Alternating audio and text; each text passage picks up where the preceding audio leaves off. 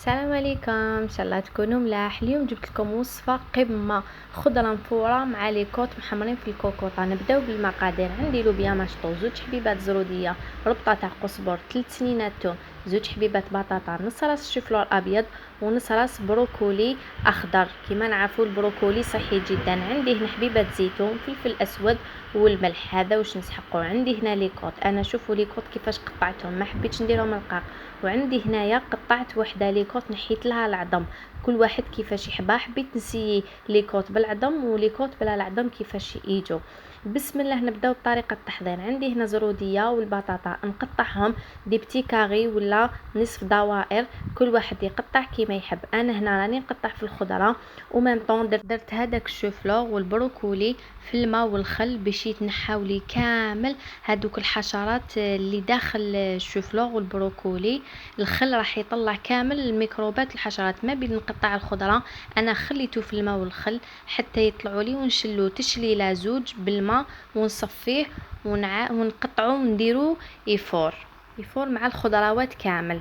وميم طون نقطع الزيتون ونديرو مع البيض يغلي، نديرو برك غليه وحده قسمين حيلي هذاك الملح. كيما نعرفوا الخضره مفوره راح نديرو فيها لاصوص فينيغريت ولا نديرو فيها غير الملح وزيت زيتون، كل واحد كيفاش يحب ياكل الخضره. كاين اللي يحب ياكلها بلاصوص فينيغريت وكاين اللي يحب يدير لها غير زيت زيتون ولا الملح باش يستمتع بلوغو تاع زيت زيتون والخضره. وكاين اللي يحب ياكلها بلا حتى حاجه، كيما انا مثلا نحبها بلا حتى حاجه، نحبها غير فيها شويه ملح ياستا. هذا ما كان. كما قلت لكم هنا نديرو يغلي ونحط الخضره المفوره تاعي كامل في الكسكاس. انا كنت ديجا غليت الماء حطيته فوق النار وحطيت الكسكاس فوقه وغطيته. بعد ما سخن مليح غلالي الماء نحط الخضره ونديرها تتفور، نغطيها بغطيوه ونخليها تتفور على نار قليله هاديه باش تطيب لي كامل الخضره. طيب لي الله الله بالطبع زبده. كيما راكم تشوفوا هنايا انا الشوفلوغ خليته هو الاخر. كيما نعرفوا الشوفلوغ والبروكولي حساس جدا، تم يطيب، يشم برك ريحه الفوار يطيب، يعني يجي ما شاء الله.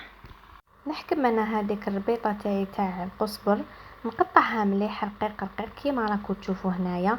بعد ما نكمل نقطعها كامل نجوز هنا ندوزن اللحم.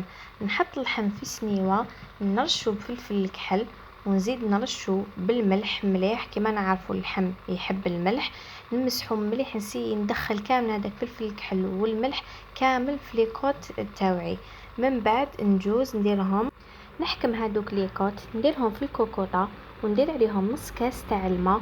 واذا شت اللحم ما تخلوش طياب راح نزيد له نص كاس تاع ماء اخر، نحطهم يتقلاو مليح.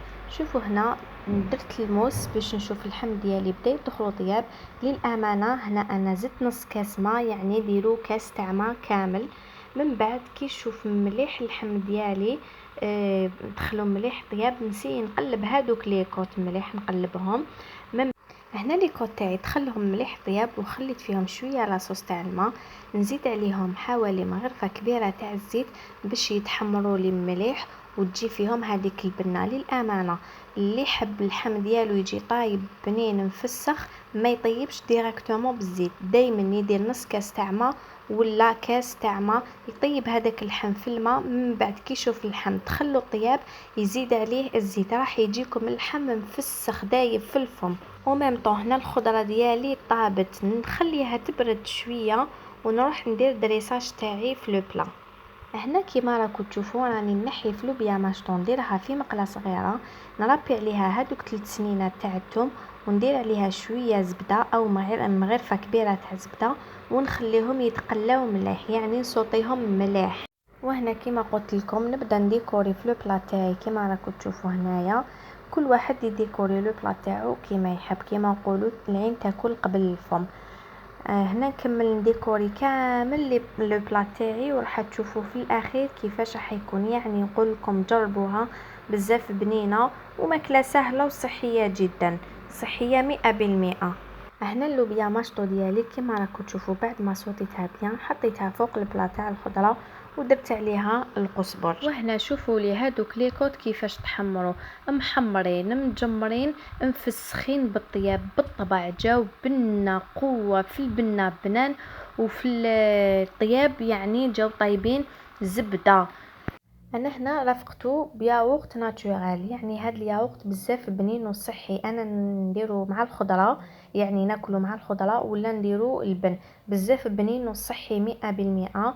وكما راكم تشوفوا هنايا لو بلا تاعي تاع الخضره كيفاش، ولو بلا تاعي تاع لي كوط كيفاش جاني، يعني جاني بنين. الله الله، شوفوا يعني كيما نقولوا العين تاكل قبل الفم. شوفوا بلي جا محمر بالطبع والشان. شهيتكم بالجنه ان شاء الله. ان شاء الله تجربوها. اللي نجحت له الوصفه وعجباتو وجاتو بنينه يكتب لي في لي كومونتير. وهنا البنات فاجيت روحي وزوجي الكريم بكويس تاع لاتاي بالطبع. الله الله.